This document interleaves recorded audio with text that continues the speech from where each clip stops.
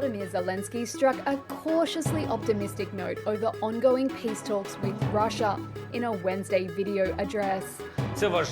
It is difficult but important, as any war ends with an agreement. The meetings continue, and I am informed the positions during the negotiations already sound more realistic.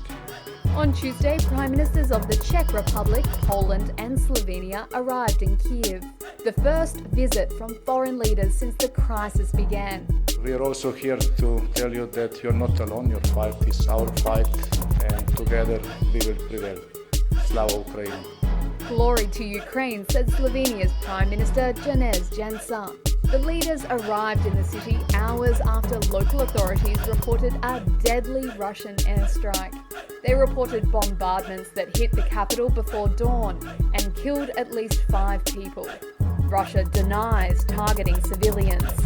Moscow has not captured any of Ukraine's 10 biggest cities since it invaded last month, seeding hope among Ukrainian officials who say the war could end sooner than expected.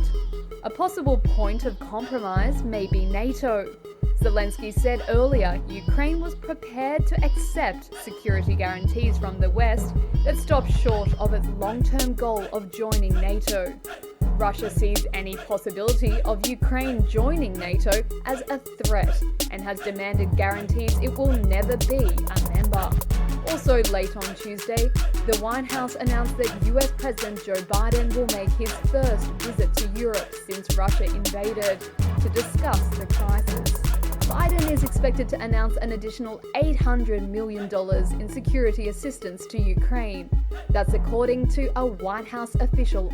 Russia calls its actions a special military operation to demilitarize and denazify Ukraine. Ukraine and Western allies call this a baseless pretext for a war of choice. 9 out of 10 Ukrainians could be plunged into poverty if the war drags on, the UN has warned. Many residents are still sheltering from repeated Russian bombing, including Mariupol, the location of the worst humanitarian crisis where people are desperate for food and water. Ukraine's vice president confirmed that a convoy with supplies for the city had been hit at a nearby port. The UN says that just over 3 million people have now fled Ukraine. And according to a Monday estimate, over 600 civilians have been killed. Journalists on the ground have also lost their lives.